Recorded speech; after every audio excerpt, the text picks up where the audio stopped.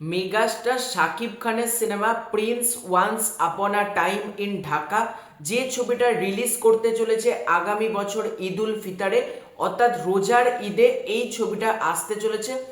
এবং গতকাল রাত্রিবেলাতেই তোমাদেরকে জানিয়ে দিয়েছিলাম এই ছবিতে ইধিকা পাল থাকছেন না এবং ইধিকা পালকে সরিয়ে দেওয়া হয়েছে এই ছবি থেকে ভক্তদের দাবিতে। এই খবরটা তো পুরনো, কিন্তু কেন ইধিকা পালকে এই ছবি থেকে সরিয়ে দেওয়া হলো?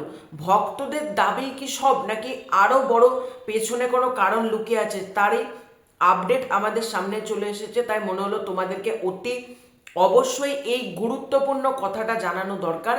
কাজে প্রথম থেকে শেষ পর্যন্ত ভিডিওটা দেখো। ভিডিওটা ভালো লাগলে লাইক করো, কমেন্ট করো এবং চ্যানেলে নতুন হয়ে থাকলে চ্যানেলটাকে অতি অবশ্যই আগে সাবস্ক্রাইব করে দিও।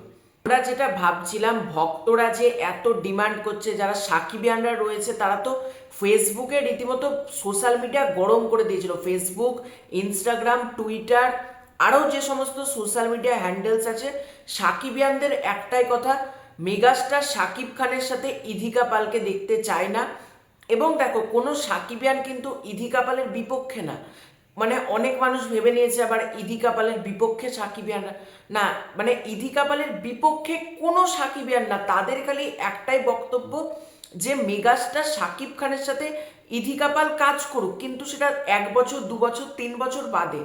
ঘন ঘন সব সিনেমাতেই ইধিকা পাল থাকলে ব্যাপারটা রিপিটেটিভ, মোনোটোনাস হয়ে যেত। এটাই সাকিবিয়ানদেরও কথা, আমারও কথা, ইধিকা পাল থাকুক, মেগাস্টারের বিপরীতে অবশ্যই কাজ করুক, সেটা 2 থেকে 3 বছর বাদ, খুব কম করে হলেও, এটা আমি মনে করি। এবার ব্যাপারটা কি হয়েছে, কেন বাদ? তো দৈনিক প্রতি ঘন্টা বলে একটা জনপ্রিয় পোর্টাল আছে, বাংলাদেশের জনপ্রিয় একটা নিউজ মিডিয়া, তাদের তরফ থেকে যেটা জানানো হয়েছে, ইধিকা পাল এই ছবির জন্য পারিশ্রমিক দাবি করেছিল 30 লাখ রুপি, অর্থাৎ যেটা বাংলাদেশি টাকায় দাঁড়াচ্ছে 45 লাখ টাকা। বাংলাদেশি টাকায় 45 লাখ, মানে অ্যামাউন্টটা বুঝতে পারছো? ইন্ডিয়ান টাকা অনুযায়ী 30 লাখ, মানে ইটস আ হিউজ অ্যামাউন্ট। এবং ইধিকা পাল যে পারিশ্রমিকটা দাবি করেছে, এখন বাংলাদেশ চলচ্চিত্র জগৎ বা বাংলা চলচ্চিত্র জগৎ কারোর পক্ষেই এত টাকা দেওয়া সম্ভব না। দেখো, একদিক দিয়ে ভক্তদের দাবি তো রয়েছে, ভক্তদের দাবিকেও যেমন গুরুত্ব দেওয়া হয়েছে, ঠিক একইভাবে কিন্তু এটা আমাদেরকে দেখতে হবে, বাংলাদেশের চলচ্চিত্রের পক্ষে কি সত্যি একটা নায়িকাকে 45 লাখ টাকা দেওয়া সম্ভব, বা সম্ভব হলেও ব্যাপারটা কি যুক্তিযুক্ত? আমি তো মনে করি না একটা নায়িকাকে 45 লাখ টাকা দেওয়া খুব যুক্তিযুক্ত। এটা আমি অন্ততপক্ষে মনে করি না। মেগাস্টার শাকিব খান, তোমার বলিউডের নায়িকা সোনাল চৌহান, তার সাথে কাজ করলো দরদে, তারও কিন্তু পারিশ্রমিক এত ছিল না যেটা ইধিকা পাল ডিমান্ড করছে। এবং ইধিকা পাল, আমি জানি সে একের পর এক যেরকম ছবি করছে, সে কিন্তু মানে এরকম অ্যামাউন্ট চাইবে, এটা আমি প্রথম থেকে জানতাম। হয়তো অনেক মানুষ আমার সাথে এগ্রি করবে, অনেকে করবে না, যে তুমি কি করে এতটা শিওর হয়ে বলছো যে ইদিকা পাল এটা করতো ওটা করতো। দেখো, যখন কোনো নায়িকা পরপর পরপর এরকম বড় বড় সুপারস্টারদের সাথে কোলাবোরেট করতে থাকে, তখন সে যত পারে নিজের ডিমান্ড বাড়াতে থাকে। এটা ইধিকা পাল বলে না, বলিউডের নায়িকাও হয় এটা, সাউথের নায়িকা হোক, হলিউডের নায়িকা হোক, তাদের ডিমান্ড খুব বাড়াতে থাকে। মানে সেই ডিমান্ডটা তারা দেখে না যে একটা প্রডিউসার বা একজন চলচ্চিত্র জগতের পক্ষে সেটা দেওয়া সম্ভব কিনা। আর বাংলাদেশে একের পর এক সিঙ্গেল স্ক্রিন বন্ধ হয়ে যাচ্ছে।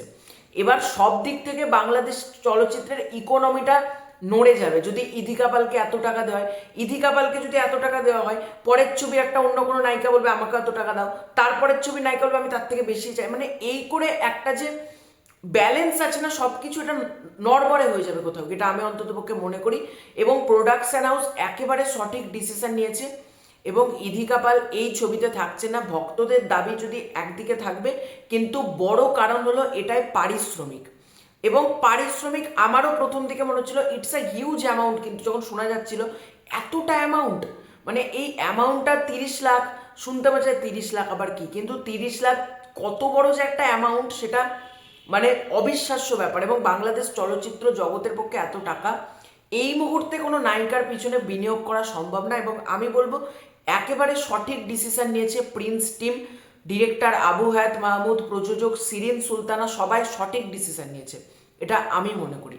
তো তোমাদের এই পুরো এন্টায়ার বিষয়টাকে নিয়ে কি মতামত কমেন্ট করে জানিও। চ্যানেলে নতুন হয়ে থাকলে চ্যানেলটাকে সাবস্ক্রাইব করে দিও খুব শীঘ্রই দেখা হচ্ছে নতুন কোনো ভিডিওতে, ততক্ষণের জন্য বাই বাই।